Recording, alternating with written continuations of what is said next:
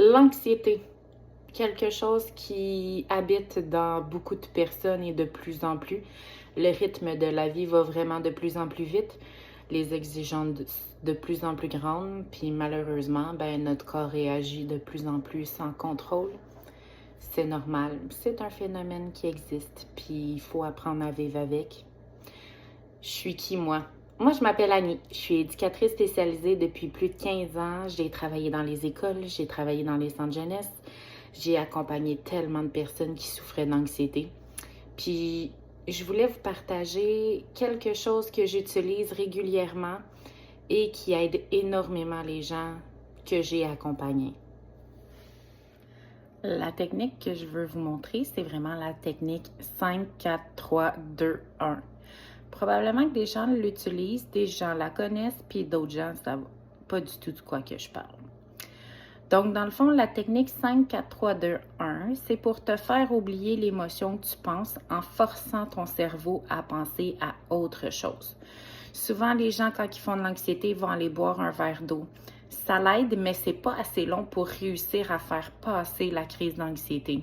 Fait que ça va fonctionner, mais si moindrement elle est vraiment grosse et prend vraiment de place, malheureusement, ça n'aura pas beaucoup d'effet parce que c'est pas assez long comme action pour pouvoir te changer les idées puis vraiment passer à autre chose.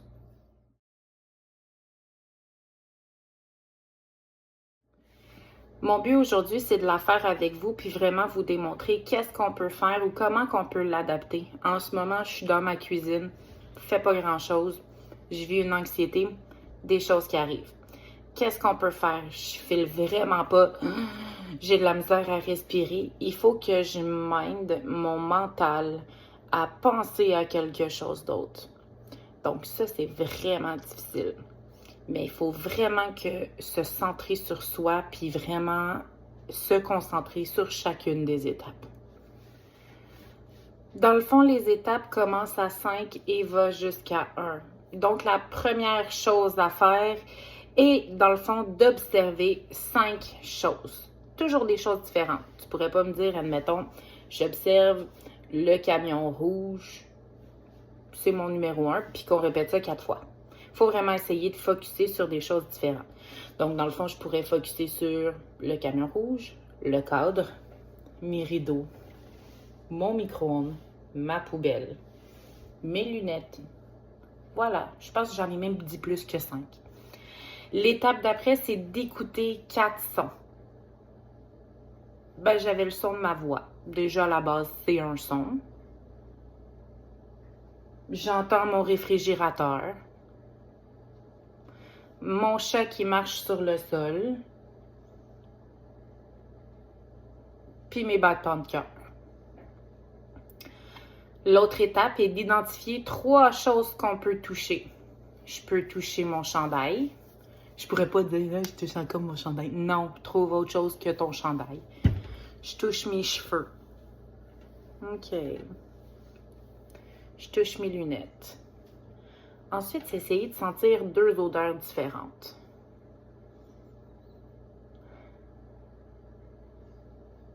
Bon, je pourrais sentir mes dessous de bras, je pourrais sentir mes pieds. On s'entend que c'est 2 odeurs différentes. Mais ça peut être juste comme... Ah, je sens le petit odeur de mon four. Puis si je m'éloigne un peu plus... Ah! J'ai senti mon chat, par exemple. Et juste à côté ici. Donc, et la prochaine étape est le goûter. Donc, goûter à une chose. Ça peut être un verre d'eau, un verre de lait, quelque chose à manger, c'est comme vous voulez, selon ce que vous avez près de vous. C'est sûr qu'à certains moments, c'est un petit peu difficile, des fois, quand on est tout seul, malheureusement, de se minder à faire ça. C'est dur parce que la crise prend tellement de place, c'est normal. Mais à force d'essayer de le faire, un jour, on finit par y arriver. Même moi, ma dernière crise, j'ai réussi à faire les 5 étapes, puis ça m'a vraiment aidé. Mais c'est d'y penser, d'avoir les techniques pas loin de nous. Ah, des fois, on n'est pas sûr. Fait que, tu sais, de l'avoir écrit pas trop loin. Puis c'est toujours aidant. Puis vos enfants. Vos enfants ne seront pas capables de le faire tout seuls. C'est sûr qu'il faut que vous vous assoyiez avec eux, que vous leur nommez les choses, puis que vous les accompagnez. Moi, j'avais une élève, elle était incapable de me nommer des objets, c'était beaucoup trop. Fait qu'elle faisait juste me pointer les objets. Puis même des fois, c'était juste des couleurs différentes parce que c'était beaucoup trop lui demander. Il faut vraiment s'adapter selon nos enfants, puis selon aussi l'intensité de la crise. Si on voit qu'il n'est pas capable, c'est de continuer à essayer de trouver des choses pour qu'il réussisse à faire les étapes. Puis, une fois que les étapes sont enclenchées, vous allez voir, il va de plus en plus participer pour justement faire passer la crise. Puis, il s'en rendra même pas compte, puis il va se mettre à parler, il va se mettre à bouger, il va se mettre à trouver ça drôle, puis pouf, la crise, elle est passée.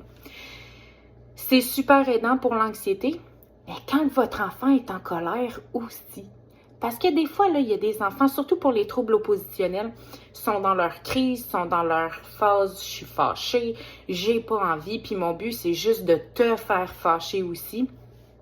La technique 5-4-3-2-1 fonctionne aussi quand l'enfant est en opposition. On lui change tellement les idées à autre chose qu'il finit par avoir du plaisir puis oublier qu'il était fâché contre vous. Puis une fois qu'il est dans cet état-là, là, ça va être le bon moment pour faire un retour avec votre enfant sur les émotions qui viennent de se passer, puis la situation, puis trouver des solutions pour éviter que ça se reproduise. Puis s'il y a besoin d'une conséquence logique, ben il y aura la conséquence logique, mais après avoir fait la technique, il va être beaucoup plus à l'écoute que si vous intervenez tout de suite avec lui, puis qu'il est fâché, puis là ça va escalader, puis là vous allez finir par vous aussi vous fâcher, ce qu'on veut pas du tout. Moi, je l'ai utilisé vraiment à maintes et maintes reprises, puis j'ai vraiment vu des beaux résultats avec des élèves, justement, qui avaient énormément de difficultés à passer par-dessus leurs émotions. C'était dur au début, mais finissaient par y arriver, puis à changer les idées, puis après, on faisait des beaux retours, puis au lieu de durer 2 heures une crise, ben ça durait 15 minutes le temps de faire les étapes. C'est pas miraculeux, mais il faut persévérer.